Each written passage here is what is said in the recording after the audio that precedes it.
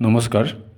আজি মই আপোনালোকৰ সন্মুখত লৈ আহিছোঁ এটি মৰম লগা শিশু যাৰ পিতৃ মাতৃ নাই আৰু তেওঁৰ নামটো হ'ল আদিল।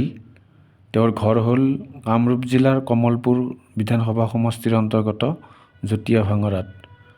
আৰু এই আদিলে জন্মৰ পৰা খোজ কাঢ়িব নোৱাৰে, কথা ক'ব ইচ্ছা কৰে যদিও কথা পাতিব নোৱাৰে।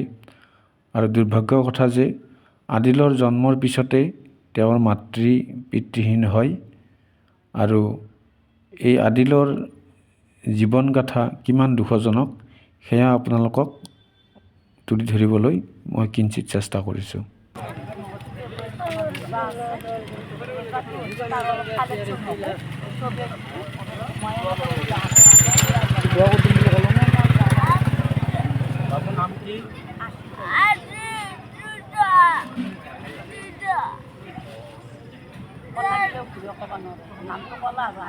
তোমাৰ ঘৰ ক'ত?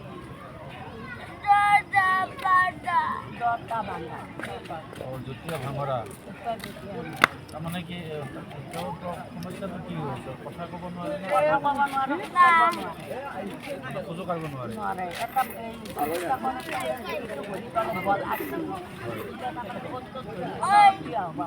চৰকাৰৰ পৰা কিবা পাইছে না?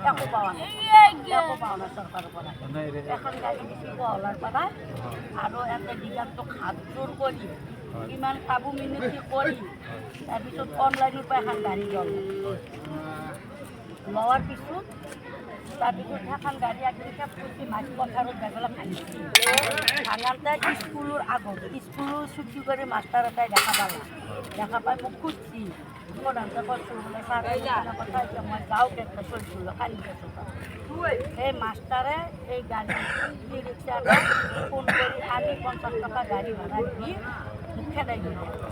তাৰপিছত মই এখন খেলা বনালোঁ, খেলাখন লৈ গ'লে মই বেয়াবাৰী খেলাম তই ভৱেশ কলিতাৰ তাতে যাম। কালি পূজা আছে, পৰদিনা পূজা আছে, কালি দেওবাৰ তই কালিয়ে যাবি। তাৰপিছত গ'লোঁ ভৱেশ কলিতাৰ তাত। ভৱেশ কলিতাৰ মই কৈছোঁ কৈছে আপোনালোকৰ তেনেহ'লে জীৱন বোলে তাই তেনে কথা। তাৰপিছত ভৱেশ কলিতাই 500 টকা পইচা দিছে আৰু গাড়ী এখন এইখন নহয়, সেইখন গাড়ী অলপ ভাঙিছে। 5 বছৰৰ কথা, 5-6 বছৰৰ কথা।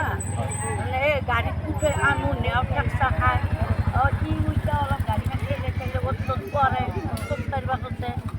এই খোজ কাঢ়িব খুজিব লাগে, কৰিব লাগে আৰু পুৰা মাথাটো মাথা এই খোজ কাঢ়িব খোজে পৰি যায়। এই অলপ ওচৰত কেমেৰাটো ওচৰত আনছো। মূৰটো তাৰমানে ই খোজ কাঢ়িব চেষ্টা কৰে, কৰি কৰি পৰি যায়। ইয়াতে চিলাই মাৰিছোঁ। তাৰপিছত সেইখন গাড়ী দি চলি আছোঁ।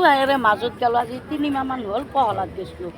যাওঁতে বাইদেউ এটা কৈছে বাইদেউ এখন গাড়ীত এখন ভাঙছি, আমাৰ ঘৰত এখন গাড়ী আছে নিবিনে। মই বোলো বাইদেউ আজি দ্বিতীয় গাড়ী এটা চলিছোঁ মই নিবা নোৱাৰোঁ, 3 দিনমান পিছত আহিবি। আহি পেলাই যাই এখন গাড়ী আনিছোঁ। কোনে দিছে এইখন গাড়ী? এই হেৰি পহলাৰ পৰা একঘৰ মানুহৰ নাম চাম মই নাজানো, নাম চাম নাজানো, শুনা নাই নাম চাম। এইখন মানে দি দিছে? এইখন দি দিছে। এইখনত লৈ মানে এনেকৈ কৰোঁ আৰু গাড়ীখন মই এই বৰুৱাৰ তাতে থৈ যাওঁ। বাবুটোৰ বয়স কিমান হৈছে? 10 বছৰ। 10 বছৰ ন? অঁ, চৰকাৰৰ পৰা একো পোৱা নাই? একো পোৱা নাই।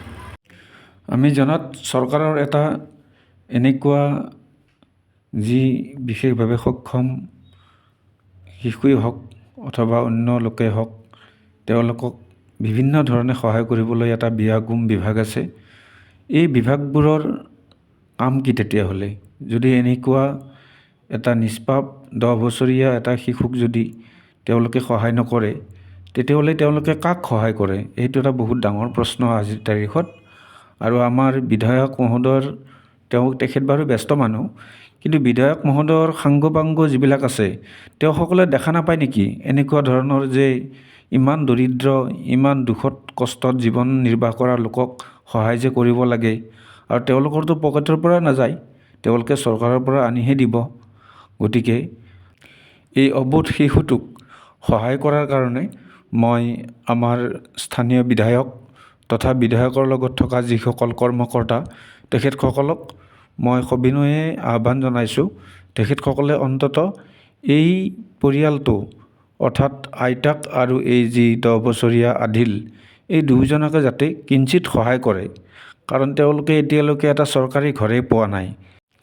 গতিকে মই সবিনয়ে প্ৰাৰ্থনা জনাইছোঁ আমাৰ স্থানীয় বিধায়ক মহোদয় তথা বিধায়কগৰাকীৰ লগত থকা যিসকল কৰ্মকৰ্তা, তেখেতসকলে যাতে অন্ততঃ এই পৰিয়ালটোলৈ কিঞ্চিত সুদৃষ্টিৰে চাই কিঞ্চিত সহায় কৰে।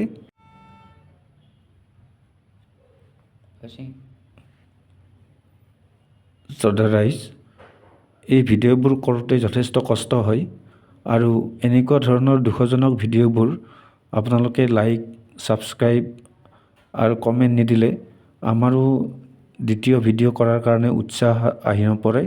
গতিকে অন্ততঃ এনেকুৱা দুখপূৰ্ণ জীৱনৰ এই দুৰ্দশাগ্ৰস্ত ছবিবোৰ দেখি অন্ততঃ আপোনালোকে লাইক, ছাবস্ক্ৰাইব আৰু শ্বেয়াৰ কৰে যেন, যাতে অন্য এটা ভিডিঅ' কৰিবলৈ আমি উৎসাহ পাওঁ।